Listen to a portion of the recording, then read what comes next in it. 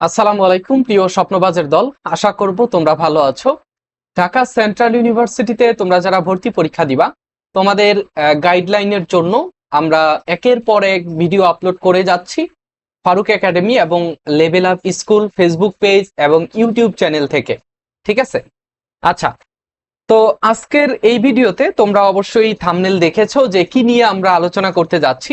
সেটা হচ্ছে যে ঢাকা সেন্ট্রাল ইউনিভার্সিটির বি ইউনিটে বাংলাতে বাংলাতে প্রশ্ন প্যাটার্ন কেমন হবে। ঠিক আছে, আমাদের বাংলা অংশে প্রশ্ন প্যাটার্ন কেমন হবে বি ইউনিটে, এই বিষয়গুলো নিয়ে তোমাদের সাথে আলোচনা করব।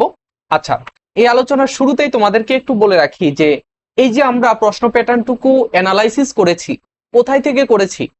আমরা গত বছর অর্থাৎ যখন ঢাকা সেন্ট্রাল ইউনিভার্সিটি প্রস্তাবিত ছিল, অর্থাৎ ঢাকা সেন্ট্রাল ইউনিভার্সিটি ইউনিভার্সিটি হিসেবে নাম পেয়েছে, কিন্তু সেটা চূড়ান্তভাবে স্বীকৃত হয় নাই।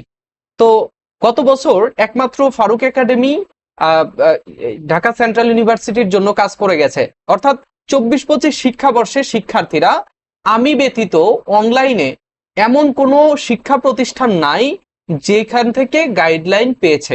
ঠিক আছে, সো ঢাকা সেন্ট্রাল ইউনিভার্সিটির গত বছরের যে ফ্যাক্টগুলো, কিভাবে শিক্ষার্থীদের ঢাকা সেন্ট্রাল ইউনিভার্সিটিতে টপ করানো যায়, চান্স পাওয়ানো যায়, সেইগুলো কিন্তু আমি তাদেরকে গাইডলাইন দিয়েছিলাম এবং ইনশাল্লাহ এই বছরও চেষ্টা করছি।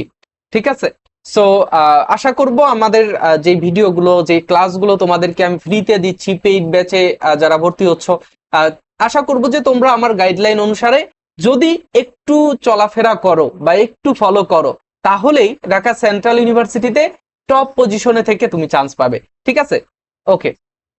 দেখো এই যে, আচ্ছা আমরা একটু এই যে দেখো, বি ইউনিটে ঢাকা সেন্ট্রাল ইউনিভার্সিটিতে বাংলায় গত বছর অর্থাৎ 2024-25 শিক্ষাবর্ষে 2024-25 শিক্ষাবর্ষে কোন টপিক থেকে কয়টা প্রশ্ন এসেছে সেটা কিন্তু নির্ধারণ করে দেয় যে তোমরা কোথায় থেকে এই অল্প সময়ে পড়বে এবং কোথায় থেকে একটু ভালোভাবে পড়লে তোমার ঢাকা সেন্ট্রাল ইউনিভার্সিটিতে একটা সিট তুমি পেতে পারো। তো দেখো এখানে দেখো, বাংলা অংশে আমাদের ধ্বনীয় বর্ণ থেকে কিন্তু মাত্র একটা প্রশ্ন এসেছে। বাংলা ভাষার ইতিহাস, এখান থেকে একটা প্রশ্ন। বাংলা এই যে দেখো, বাক্যের অংশ, বাক্য এবং বাক্যের প্রকারভেদ, বাক্যের পরিবর্তন, এটা কোন ধরনের বাক্য, এই যে বাক্যের মধ্যে যে বিষয়গুলো আছে, এখান থেকেই কিন্তু 3টা প্রশ্ন এসেছে। আচ্ছা, এই যে প্রশ্নগুলো, এই যে টপিকগুলো কোনটা থেকে কয়টা প্রশ্ন এসেছে, এগুলো কিন্তু আমি আসলে একটু রিসার্চ করে তারপরে এখানে বসিয়েছি। সো একটু পরিশ্রম করে যেহেতু বানিয়েছি, সেহেতু তোমাদের একটু হলেও উপকারে আসবে ইনশাল্লাহ। আমরা প্রত্যাশা করছি যে তোমাদের জন্য খুব ভালো উপকারে আসবে এই নোটগুলো বা এই গাইডলাইন।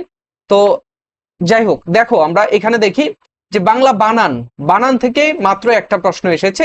সমাস থেকে কিন্তু 3টা প্রশ্ন এসেছে, সমাস থেকে 3টা।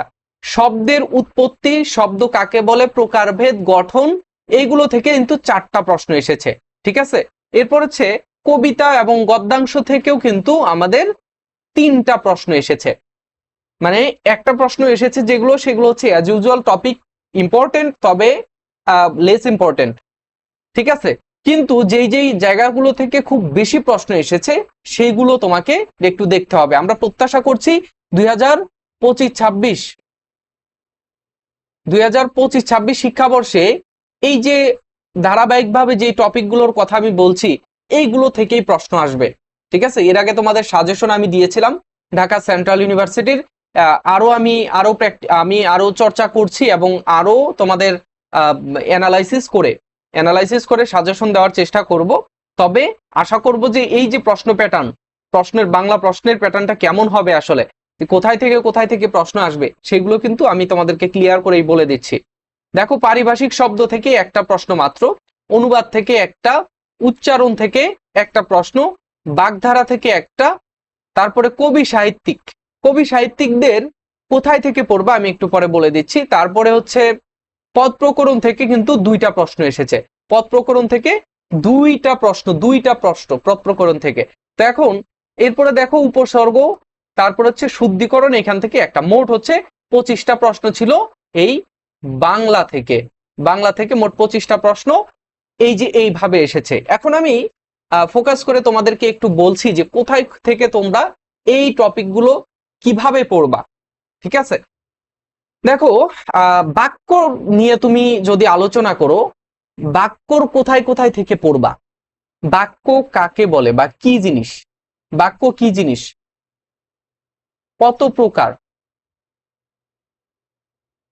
বাক্যের গঠন, ঠিক আছে, বাক্যের গুণ, আমি লিখে দিচ্ছি সার্থক বাক্যের গুণ। তারপরে তুমি পড়বা হচ্ছে বাক্যের রূপান্তর। হ্যাঁ, ঢাকা সেন্ট্রাল ইউনিভার্সিটিতে এইগুলো থেকে খুব বেশি আসে।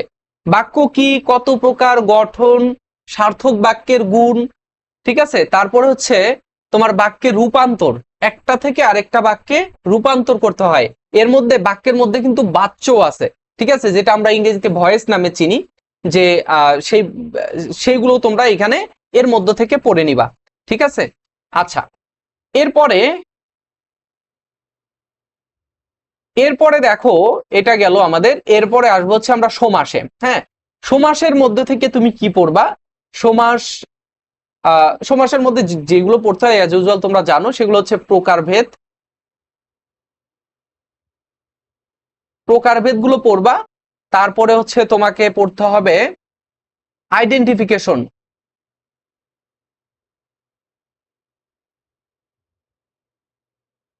আইডেন্টিফিকেশন মানে হচ্ছে সমাস, একটা সমাস দেওয়া থাকবে, সেটা কোন ধরনের সমাস, তৎপুরুষ সমাস, বহুব্রীহি, অব্যয়ীভাব, দ্বন্দ্ব, দ্বিগু, এইগুলো তোমাকে বের করতে হবে। এইটাই মূলত আসে। তবে সমাসের আরো কিছু প্রকারভেদ আসে, যেমন আমাদের বলা হয়ে থাকে যে দ্বিগু সমাস কোন সমাসের অন্তর্ভুক্ত, ঠিক আছে। তো আবার বলা হয়ে থাকে যে দ্বন্দ্ব সমাসের কোন পদ প্রাধান্য পায়, তারপর হচ্ছে তোমার দ্বিগু সমাসের কোন পদ প্রাধান্য পায়, কর্মধারয় সমাসের কোন পদ প্রাধান্য পায়, ঠিক আছে। এরপর হচ্ছে তৎপুরুষ সমাসের মধ্যেকার প্রকারভেদ, তারপর হচ্ছে তোমার এই এই এই জিনিসগুলোই। তারপরে হচ্ছে সাধারণ যেগুলো আসে আর কি, সমাসের অংশ আর কি, সমাসের অংশগুলো তোমরা এই যে পারলে একটু নোট করে রাখবা, অথবা আমার কথাগুলো একটু মনোযোগ দিয়ে রাখবা, অথবা ভিডিওটা সেভ করে অথবা বন্ধুদের সাথে শেয়ার করে রাখবা, যাতে বন্ধুদের ইনবক্সে ঢুকেই তুমি এই ভিডিওটা পেয়ে যাবা। ঠিক আছে, আচ্ছা, সমাসের অংশগুলো কিভাবে, সমাসের অংশ যেমন অংশ বা তোমার এই যে বাক্য, বিভিন্ন বাক্য, বিগ্রহ বাক্য, ব্যাস বাক্য, তারপরে হচ্ছে তোমার সমাসের পূর্বপদ, পরপদ, এই যে এই জিনিসগুলো তোমরা একটু ভালোভাবে পড়ে নিবা। ঠিক আছে, আচ্ছা, এরপর হচ্ছে শব্দের উৎপত্তি, প্রকারভেদ, গঠন। এখানে অবশ্যই লিখে দিয়েছি শব্দের উৎপত্তিগত দিক থেকে কত প্রকার, শব্দ উৎপত্তিগত দিক থেকে কত প্রকার, সেটা তোমরা পড়বা। তারপর হচ্ছে শব্দ যখন পদে রূপান্তরিত হয়, কিভাবে কোন ওয়েতে তোমার এই পদে রূপান্তরিত হয়, সেটা তোমরা পড়বা। ঠিক আছে, আচ্ছা, এখান থেকে কিন্তু দেখো 4টা প্রশ্ন আসছে, 4টা শব্দ থেকেই, এক শব্দ টপিক থেকেই 4টা প্রশ্ন আসছে। ঠিক আছে, তারপরে শব্দের গঠন, শব্দ কিভাবে গঠিত হয়, আমরা জানি উপসর্গ, সমাস, সন্ধি, প্রকৃতি প্রত্যয়, ঠিক আছে, এইগুলোর মাধ্যমে শব্দ গঠিত হয়। অথবা শব্দের তোমার একাধিক শব্দ এক জায়গায় মানে যেটাকে আমরা বলি কম্পাউন্ড নাউন, ঠিক আছে, কম্পাউন্ড নাউন যেটাকে বলি, যে একাধিক শব্দ এক জায়গায় হয়ে একটা শব্দ গঠিত হয়, যেটাকে আমরা পরবর্তীতে ফ্রেজও বলতে পারি। তো এই জিনিসটা তোমরা মাথায় রাখবা। তারপর হচ্ছে শব্দের প্রকারভেদ, শব্দ কিভাবে কত প্রকার হয়ে থাকে, সেগুলো তোমরা পড়ে নিবা। এখান থেকে 4টা প্রশ্ন এসছে। আচ্ছা, কবিতা ও গদ্য, কবিতা গদ্য তোমরা কোথায় থেকে পড়বা, তোমাদের বাংলা প্রথম পত্র বইয়ের এমসিকিউ, বাংলা প্রথম পত্রের যে কোনো বই, আমার কাছে বেটার মনে হয় যে তোমার বাংলা টেক্সট বুক যেটা রয়েছে, সেখান থেকে তোমার পাঞ্জেরি লেকচার যে গাইড গুলো আছে, সেই গাইডের মধ্যে এমসিকিউ যতগুলো দেওয়া আছে এইগুলো পড়লেই ইনাফ। ঠিক আছে, এগুলো পড়লেই ইনাফ, এর থেকে আর তোমার বাইরের কোনো বই প্রয়োজন নাই। আর যদি তোমার কাছে বই থাকে, সেখান থেকেও তোমরা পড়তে পারো, কোনো সমস্যা নাই। ঠিক আছে, আচ্ছা, এরপরে আমি এই যে বাকিগুলো দেখাবো, আসলে মেইন পয়েন্টগুলো আগে দেখাচ্ছি, তারপরে তোমাদেরকে বলতেছি। দেখো, পদ প্রকরণ, পদ প্রকরণের মধ্যে বিশেষ্য, বিশেষণ, সর্বনাম, অব্যয়, ক্রিয়া, এই এবং 8টা যে বর্তমান তো 8টা প্রকারভেদ, তো এই 8টা প্রকারভেদের মধ্যে আগেও 8টা প্রকারভেদ ছিল, কিন্তু অন্য নামে ছিল। এই যে অব্যয়ের মধ্যে আমাদের যোজক ছিল, আবেগ শব্দ ছিল, তারপরে আরেকটা জানি কি যোজক, আবেগ শব্দ, আরেকটা হচ্ছে অনুসর্গ। তো এই যে 3টা জিনিস যুক্ত হয়ে আলাদা হয়ে গেছে অব্যয়ের মধ্য থেকে, এইগুলো তোমরা পড়তে পারো। ঠিক আছে। ও সরি, আরো একটা আছে ক্রিয়া বিশেষণ। ঠিক আছে। তো এই জিনিসগুলো তোমরা, এই বিষয়গুলো তোমরা একটু আইডেন্টিফাই করবা। এখান থেকে বেশিরভাগ আসে হচ্ছে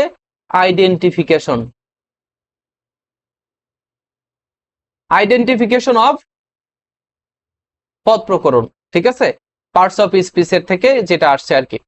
তো এটা পড়বা। আচ্ছা, এখন আসি যে এই যে একটা করে যে প্রশ্ন আসলো, এইগুলো কোথায় থেকে তুমি পড়বা? ধ্বনি ও বর্ণ, এখান থেকে মাস্ট প্রশ্ন একটা আসবে। ধ্বনি বর্ণ এর মধ্যে কি আছে, তারপরে ধ্বনি রূপান্তর আছে, ধ্বনি রূপান্তর সেগুলো তোমরা পড়ে নিবা। আর দেখো এখানে তোমরা এটা কোথায় থেকে পড়বা? ধ্বনি বর্ণ তোমাদের যে নবম দশম শ্রেণীর বাংলা দ্বিতীয় পত্র বই রয়েছে, সেই বইয়ের মধ্য থেকে তুমি ধ্বনি ও বর্ণ এটা পড়ে নিবা, এই টপিকটা। ঠিক আছে। আচ্ছা, এরপর হচ্ছে বাংলা ভাষার ইতিহাস। বাংলা ভাষার ইতিহাসটা তোমরা কোথায় থেকে পড়বা?